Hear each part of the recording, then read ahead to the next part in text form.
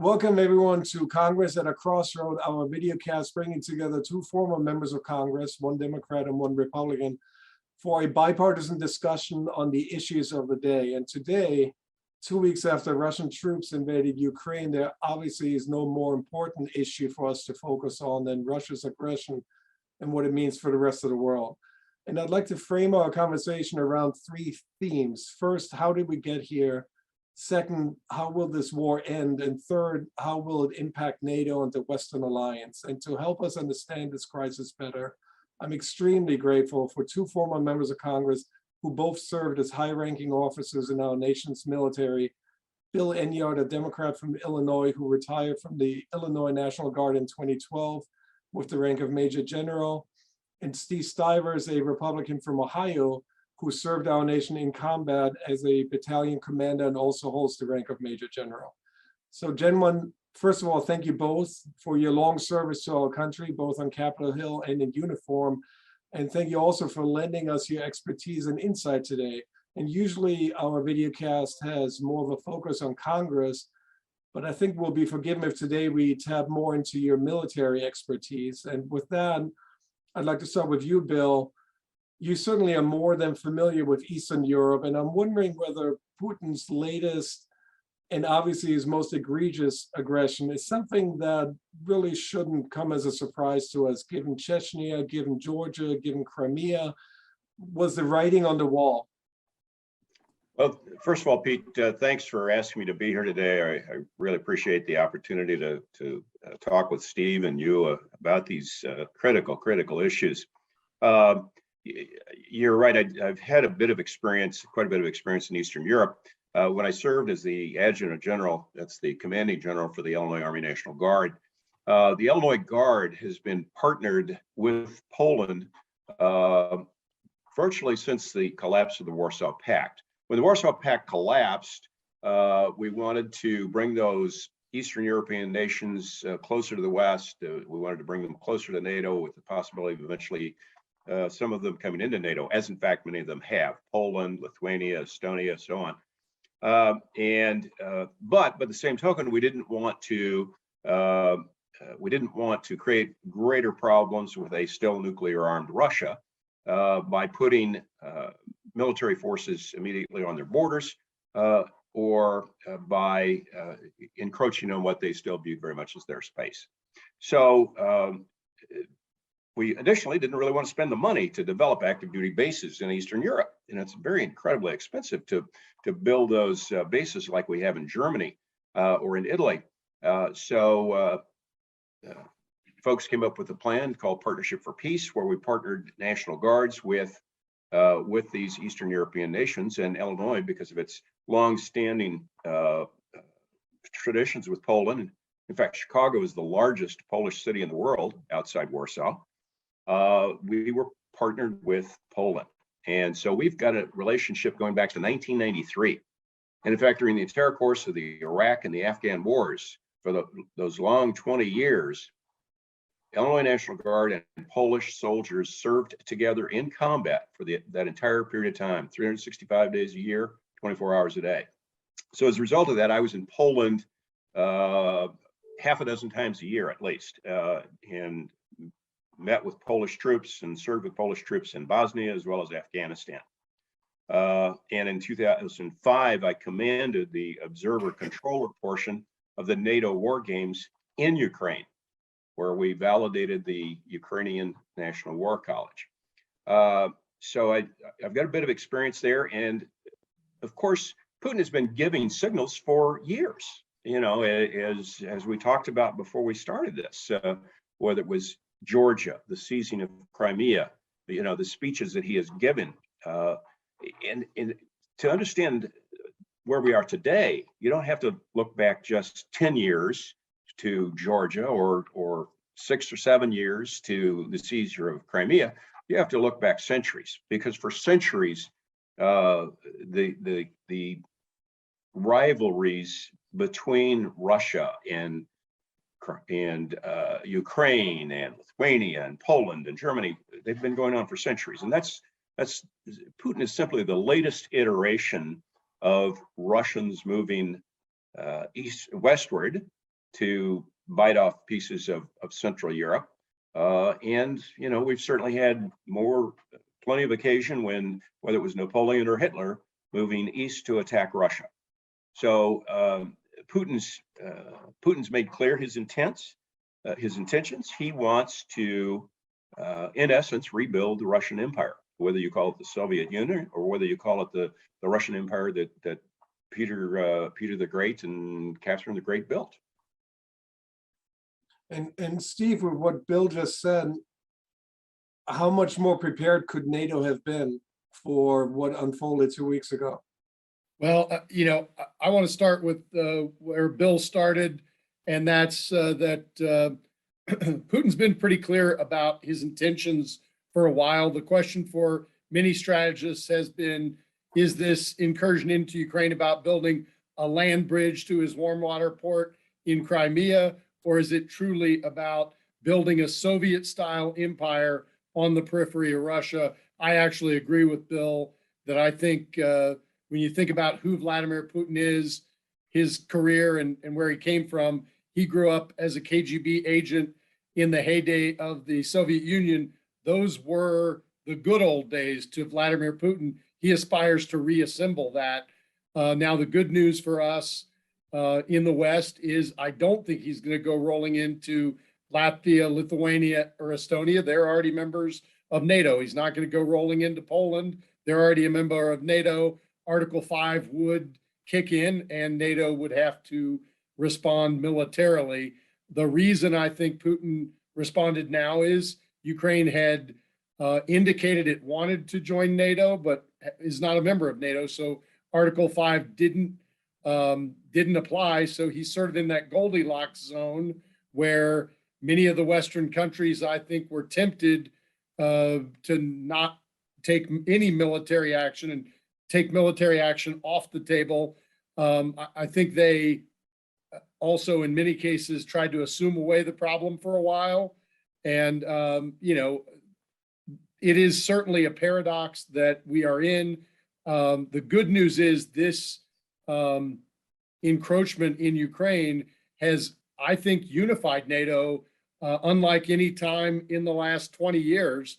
You've got Germany now talking about adding 100 million euros and going above 2% of GDP for their commitment to NATO. They've not met their required commitment of 2% any time since you know, their accession to NATO. So that is that's positive. You know, you're seeing you know, other countries in the Baltics, Finland and Sweden, in saying they want to now join NATO. So it's bringing Western Europe together. I think the sad thing about the only way to maybe have prevented this would have been to risk potential escalation on the front end.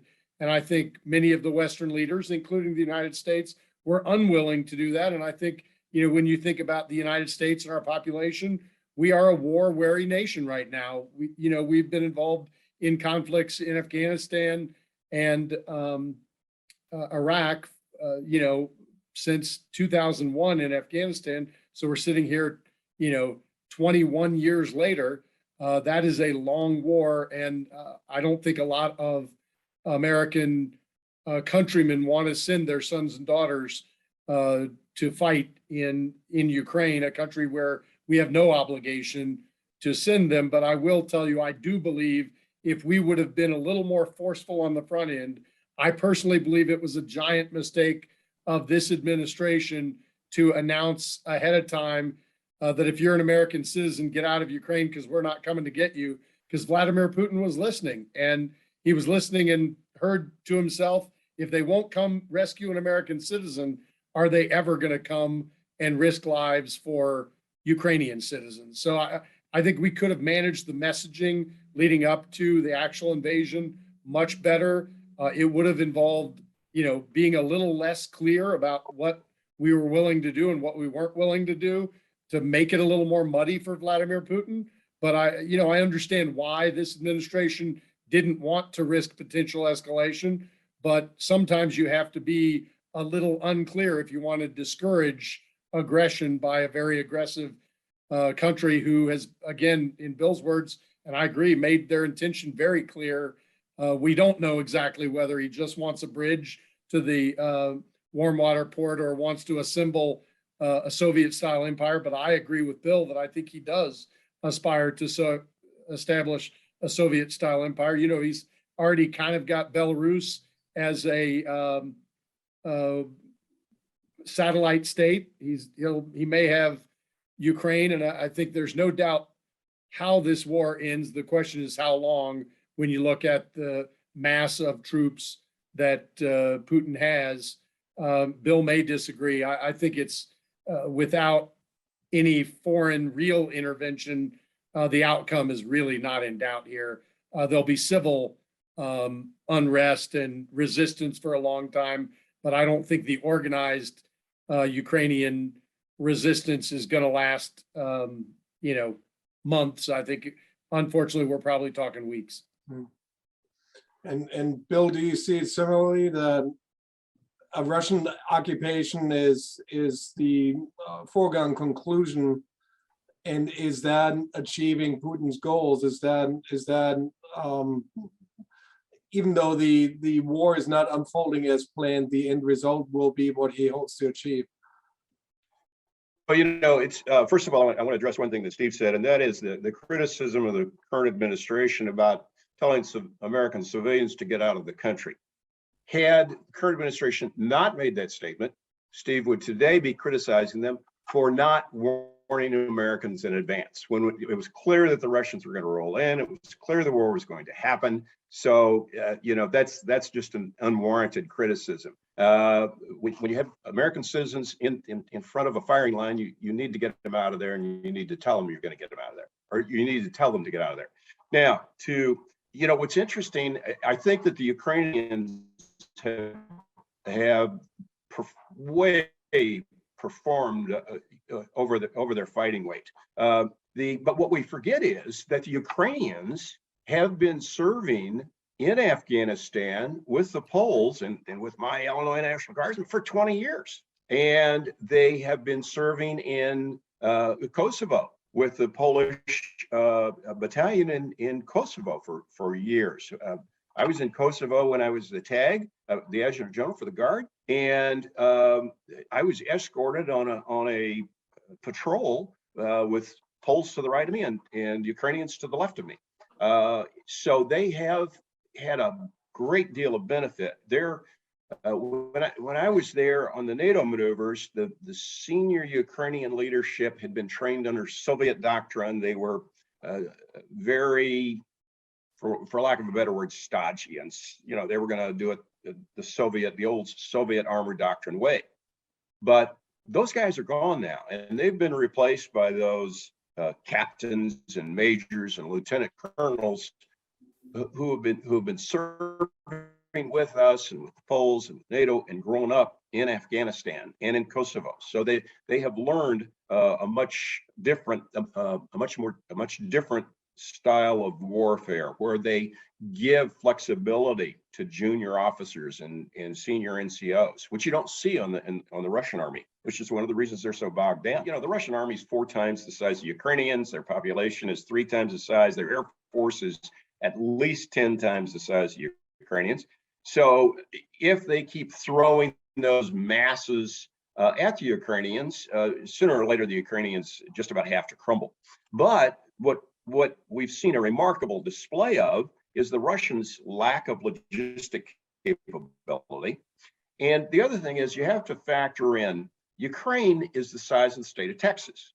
Now, I wouldn't want to try to take on the size of the state of Texas with only 190 or 200,000 troops. You can't take on and control a nation the size of the state of Texas with 200,000 people. It's not going to work. And the further the Russians come into Ukraine, the more they thin out their troops, the more they thin out their supply lines, and the longer it gets, and the easier it is for those Ukrainians who are behind the lines to blow up those fuel trucks. And if you blow up a fuel truck, when those tanks run out of gas, when they run out of diesel, they're not going anywhere. And then you can pick them off one at a time, which is the Ukrainians have been so successful at doing. And as long as we can keep them supplied with the anti-tank weapons, the anti-air weapons, the beams and the bullets, I think they can hold out for a long time. The other interesting point is, now, I think most strategists, most folks believe that Putin thought, as we all did, that they were going to roll in and take over in 3 to 7 days. That hasn't happened. Now Putin has gone back to the blow everything up phase. You know, what he's done in Syria, what he did in Chechnya. If he destroys everything, what does he have left to govern? What does he have left to take over? So he's certainly destroying his own end game here, it appears to me. What do you think, Steve? I think that's 100% right, Bill. He's adopting almost medieval sieges of these cities at this point and destroying them. And there won't be much left when he's done. Maybe he, wants some of the people a bunch of people to leave that would be the strongest civil resistance later. But there's not going to be much left in the style he's using. And I totally agree with Bill about the logistical problems they've had, and I think we'll continue to have. The Ukrainians have killed 2 major generals in 2 weeks. You don't normally see that level of casualty at the higher ranks. But as Bill said, it's a big geography, and there is no real rear area at this point. So they don't control enough of anything yet, the Russians. So there's no rear area for their higher headquarters to be in right now. And so everybody's, right on the front line. Another factor, Pete, is that the Russians have already lost in 2 weeks more troops in 2 weeks than we lost in over 20 years in Afghanistan. Wow. And 10,000 troops. Their losses are staggering. And, I think the last estimate out of the Pentagon was maybe somewhere between 2,000 and 4,000. Nobody really knows, the fog of war. But and they are saying that, well, the Russians still have 95% of their armor. Well, let's look at the flip side of that. In 2 weeks, they've lost 5% of their armor. In 2 weeks, they've lost somewhere between 2,000 and 4,000, maybe as many as 10,000 or 12,000 troops, particularly if you calculate in the wounded. How long will the Russian mothers and grandmothers tolerate their sons coming home in body bags? Putin may be able to control the mass media, but he's not going to be able to control the news when those body bags start coming home and those grandmothers are wailing. It's going to get out in a hurry. And frankly, I don't think the Russians can sustain those kind of losses for a long period of time because of the public outcry that's going to develop back home. Not that they can't take that many losses, but that the public outcry is going to overwhelm them. So, Steve, did Putin actually achieve the exact opposite of what he had hoped for? Strengthening and reuniting NATO, showing the lack of capabilities when it comes to the Russian military, and now being in a quagmire in Ukraine where he doesn't have an exit strategy. I think he absolutely underestimated the response of NATO and how this would draw NATO together. It did. And I think he clearly planned for, as Bill said, a blitzkrieg war that he thought would last days. He didn't bring the logistical support he should have. He didn't bring the level of troops that he should have for any type of occupation. And I'm not sure it's fair to call it a quagmire 2 weeks in, but it clearly early on is not going the way he would have wanted it to. And then a final question: where's China in all this? I've been waiting for a clear signal from Beijing that either gives tacit support to the Russians or offers itself as a bridge builder and maybe as a third party that can help us find a solution, which then would position the Chinese, I think, in the New World Order in a whole different light. Would love your thoughts on that. Well, I'll start and then Bill can finish. I think number one, China's watching, and China, I don't know if you saw the press conference that the Chinese did on the second day of the war, where they said they had a bigger right to Taiwan than Russia did to Ukraine. And the similarities between Taiwan and Ukraine are many. I will tell you, it's not a fair, complete, proxy, but they are very, very similar in many, many ways. And the China's watching the world's response. The economic response of folks like Germany and the military response of folks like Germany, I think likely surprised China because of Germany's reliance on Russian energy, but they still responded very, very aggressively economically, and even, with increasing military spending in a massive, massive way. So I think there were some good things that may temper China's interest in looking at Taiwan as a result of the response here. But I also think, the end result matters. And if they see that Putin in a month or two of painful fighting ends up accomplishing his goal, we still need to be concerned about the lessons they may learn here. And I think we need to stay very focused.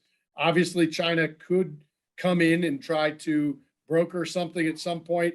I think from all open source intelligence documents I've looked at, China was equally surprised as some other folks were that Putin ultimately invaded. I don't think they had advance notice. When you look at, to Bill's point, they did not advise their Chinese nationals very well. And, it's one thing to advise your nationals, going back to Bill's point, you don't have to go the extra step this administration did. That's the only thing I'm critical of. I'm glad they advised Americans to get out. They shouldn't have said, we're not coming in to get you. That was unnecessary and unwise. But, I think the Chinese are going to continue to watch and see what's going on. And the Chinese are going to learn some lessons from what happens here. And we need to be careful what lessons they learn. I agree wholeheartedly with Steve as to the Chinese part of it. Once again, we're going to differ on whether or not the administration was correct in saying to the Americans, get out because we're not going to come get you. I think they had to say that because most folks won't take action until they have to, and if they think the U.S. government's going to come save them, then they're not going to do anything and let the government come save them. But to talk about China, I think she is playing it very, very well so far. I think they're confused and and are waiting to see really what happens. I was initially very concerned. In fact, I wrote a piece and did a podcast about 4 weeks ago on this very topic, and that is that one of the reasons that Putin was able to get away with so much over the last 20 years is because we were distracted in Afghanistan. We were training to fight the Taliban. We've got massive forces tied up, either in combat, just coming out of combat and refitting, or training up to go into combat. If you've got 100,000 soldiers in combat, you don't have 100,000 soldiers. You've got 300,000 soldiers tied up because you've got 100,000 who just came out of combat, and you got another 100 getting ready to go in. So you're tying up a third of your army right there. So Putin had much more of a free hand because we were so bogged down, which is, by the way, part of the reason that I think he moved now, because now that we're out of Afghanistan, now that we got out of Afghanistan, our army is resetting and refitting and will be far more flexible to deal with a crisis in Europe very shortly than it would be today. All right. So Putin recognizes that. Now, but the piece that I did on my podcast about 4 weeks ago was that if Putin rolls, I was very concerned that the Chinese would see us distracted in Europe and they'd roll on Taiwan. And God forbid if that happened, then in all likelihood, North Korea might well strike South Korea, simply because we can't fight a war on 3 different fronts. even with all of our allies, and even with the largest military budget in the world and the best equipped military in the world, you can't fight a war on three fronts. So I'm glad to see that she in fact is waiting to see what happens. And I suspect that what the Chinese will do, they have a lot of money invested in Ukraine, and they were using Ukraine as part of their Beltway initiative. And so, yeah, they don't want to see all of that fall apart. I think they will try and broker the peace and try and come out of this as a third way, if you will. So unfortunately, which should be great. I hope that happens. I do tell you, I still worry about Bill's initial concern, because I don't think it's true they haven't acted yet, but you know, while we continue to be distracted, that threat still exists. Yeah, absolutely. Unfortunately, we've come to the end of our time, so my job now is to shut this down. But you've done what the purpose of these video casts is, which is you showcase that Democrats and Republicans agree on most things, and when they do disagree, they can do so respectfully and do so as colleagues. And you both showcase that, so thank you for that. And again, let me thank you not just for your service on Capitol Hill, but also for your service in uniform, which I realize is a service the whole family commits to, and we really appreciate it. So thank you for your time, and thank you for that. And we'll be sure to have you back, hopefully on a topic that's you know, not quite as dire as this one is. Thank you both. Appreciate it. Thank you.